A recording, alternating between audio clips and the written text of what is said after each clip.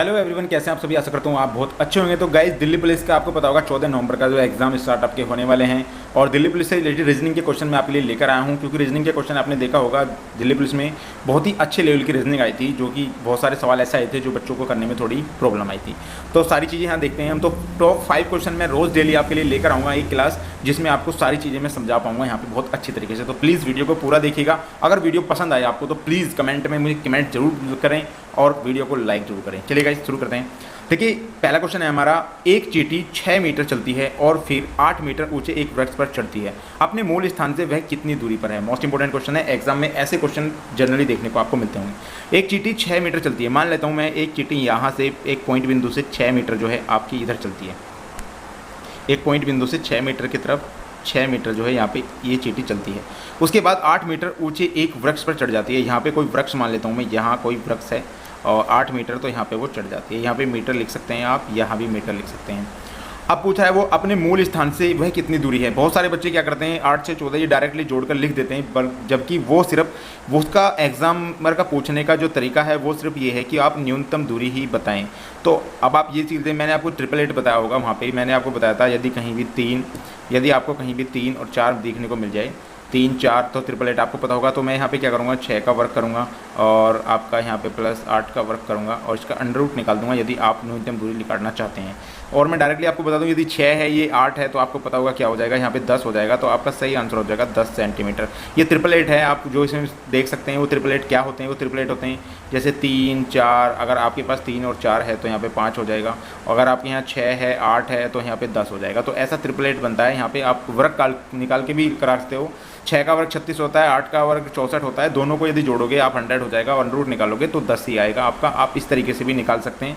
Most important question है, exam में ऐसे क्वेश्चन पूछे जा सकते हैं। तो चलिए नेक्स्ट क्वेश्चन चलते हैं। देखिए, नेक्स्ट क्वेश्चन है आपका, नीचे दी गई शीर्षा में जो प्रश्न चिन्ह के स्थान पर आपको जो है ये श्रृंखला है, यहाँ पे नीचे दी गई श्रृंखला में आपको जो है संख्या, अगली संख्या बतानी है यहाँ पे क्या आएगी। तो अगर मैं यहाँ पे देखूँ, आप सिंपल या तो गैप लगा सकते हैं, लेकिन मुझे डायरेक्टली यहाँ पे दिख रहा है कि यहाँ से अगर मैं इसे देखता हूँ, यहाँ 5 दूनी 10 हुआ है, 10 दूनी 20 हुआ है और 20 दूनी 40 हुआ है। मुझे ये पता है यहाँ पे 2 की गुना हो रही है दोनों में, और यहाँ पे 2 की गुना होने के बाद अगली संख्या हमसे पूछी नहीं है। अगर मैं यहाँ पे देखता हूँ यहाँ पे कितना जुड़ा है बच्चों, यहाँ 7 जुड़ गया है और यहाँ भी तो 7 जुड़ेगा, तो यहाँ 7 जुड़ेंगे कितना हो जाएगा, 8 7, यहाँ पे 8 7 15, यानी कि कितना हो जाएगा बच्चों, 25 हो जाएगा यहाँ पे। तो 25 आपका सही आंसर हो जाएगा। यहाँ पे ये 25 है, यहाँ पे इसको सही कर लीजिएगा। ये 25 जो है आपका आंसर ऑप्शन नंबर सी यहाँ पे सही हो जाएगा। मोस्ट इंपॉर्टेंट है, एग्जाम के पॉइंट ऑफ व्यू से ऐसे ही क्वेश्चन आपके एग्जाम में बनते हैं। चलिए गाइस, नेक्स्ट क्वेश्चन चलते हैं।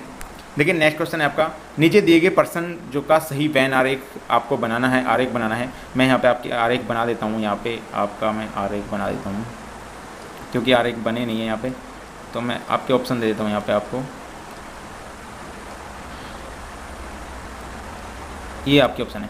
देखिए, इसमें घोड़ा, बंदर और बाघ तीनों बताना है आपको। घोड़ा, बंदर और बाघ तीनों में क्या रिलेशन है आपको ये बताना है। अब देखिए, इनमें तीनों में सबसे अलग अलग रिलेशन है दोनों ही। देखिए, घोड़ा शाकाहारी होता है, बाघ मांसाहारी होता है, बंदर शाकाहारी भी होता है और मांसाहारी भी होता है। ज़्यादातर मैंने देखा है कि अगर उसको शाकाहारी करेंगे तो शाकाहारी, लेकिन एक रिलेशन इसमें जो बनता है वो अलग अलग है तीनों का। घोड़ा अलग है, बंदर अलग है, बाघ अलग है। तो ऑप्शन नंबर बी आपका यहाँ पे सही हो जाएगा। मोस्ट इंपॉर्टेंट है। बहुत सारे बच्चे कहते हैं कि घोड़ा और बंदर यहाँ पे रिलेशन दोनों आ जाएगा, तो ये गलत हो जाएगा। आप थोड़ा इसको ध्यान से करिएगा यदि ये वैन आरेख आपके पेपर में आता है तो। चलिए गाइस, नेक्स्ट क्वेश्चन चलते हैं। देखिए, नेक्स्ट क्वेश्चन है, नीचे दिए गए श्रृंखला में अगली संख्या बतानी है आपको। एक बड़ी सी संख्या दे दी जाएगी। बहुत सारे बच्चे इसमें कंफ्यूज आ जाते हैं और डर जाते हैं कि किस तरीके से हम इसको करेंगे, इसका गैप निकालेंगे तो कितना लंबा होगा। तो ऐसी श्रृंखला तब भी आपके पेपर में आ जाए तो आपको सिर्फ ये देखना है कि ओवरऑल क्या चीज़ लगी हुई है, बहुत ही हल्के तरीके से आपको दिख जाएगी।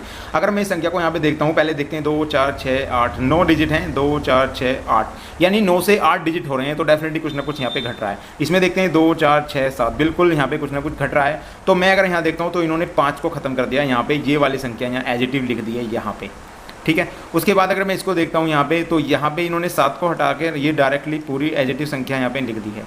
उसके बाद यहाँ पे इन्होंने 8 को हटा दिया है और एडिटिव संख्या लिख दी है। तो अब मुझे पता है किसको हटाना है, तो 3 को हटा देंगे। यहाँ पे 3 को हटाने के बाद एडिटिव संख्या आपकी ऑप्शन नंबर डी आ जाएगा, यानी 96542 आपका सही आंसर हो जाएगा। मोस्ट इंपॉर्टेंट है। बहुत सारे बच्चे ऐसे सवालों को देख के घबरा जाते हैं, तो घबराना नहीं है बच्चों, आपको बिल्कुल भी ओवरऑल देखना है कि आपको कुछ ना कुछ किलो वहाँ पे मिल जाएगा। चलिए गाइस, नेक्स्ट क्वेश्चन चलते हैं।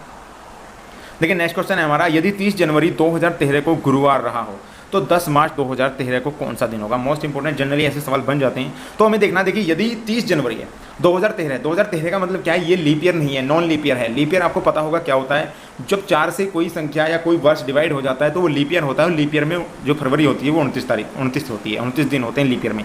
तो ये लीप ईयर नहीं है, साधारण है। तो मैंने देख लिया कि जनवरी के 30 दिन जा चुके हैं बच्चों, कितने बच गए हैं, एक दिन आपका शेष बच गया है, प्लस का चिन्ह आप लगा लेंगे। उसके बाद फरवरी कितने दिन की बच्चों, 28 दिन की फरवरी है, प्लस 28 को डायरेक्टली आप उस 7 से भाग दे सकते हो, क्योंकि यहाँ जीरो शेष बचेगा। मैं तो आपसे यही कहूँगा कि आपको जीरो लिखना है, क्योंकि हमें हमेशा शेष लेना है। उसके बाद आप रहेंगे कि जनवरी, फरवरी, मार्च के 10 दिन आपको यहाँ पे लेने हैं, तो 10 दिन हम यहाँ पे ले लेंगे, तो हमें पता चल गया कितना 11 हो गया। अगर हम 11 को 7 से डिवाइड करते हैं बच्चों, 7 एकम 7, तो 4 हमारा शेष बचता है। अगर 4 शेष बचता है तो गुरुवार से 4 दिन आगे चलेंगे, तो गुरुवार से 4 दिन आगे का जो आपका आंसर आएगा वो क्या आएगा, आप देख लीजिएगा। तो आपका सही आंसर सोमवार आने वाला है यहाँ पे, क्योंकि आपको पता होगा 4 दिन आगे चलेंगे, जैसे आपको गुरुवार, शुक्रवार, आपका शुक्रवार हो गया, शनिवार हो गया, रविवार हो गया और आपका मंडे हो गया, यानी रविवार के बाद मंडे आता है, तो सही आंसर हो जाएगा सोमवार। तो आप यहाँ पे सोमवार लिख सकते हैं, यहाँ पे सोमवार है, सोमवार। तो सोमवार आपका सही आंसर हो जाएगा। मोस्ट इंपॉर्टेंट, जनरली जो है टाइपिंग में मिस्टेक हो गई थी थोड़ा ऑप्शनों में, तो सही आंसर आपका सोमवार हो जाएगा। मोस्ट इंपॉर्टेंट है एग्जाम के पॉइंट ऑफ व्यू से। तो गाइज ये थे आज के हमारे टॉप 5 क्वेश्चन। आशा करता हूँ वीडियो आपको बहुत पसंद आई होगी। अगर पसंद आई हो तो प्लीज़ और बच्चों के साथ भी इसको शेयर करें। धन्यवाद।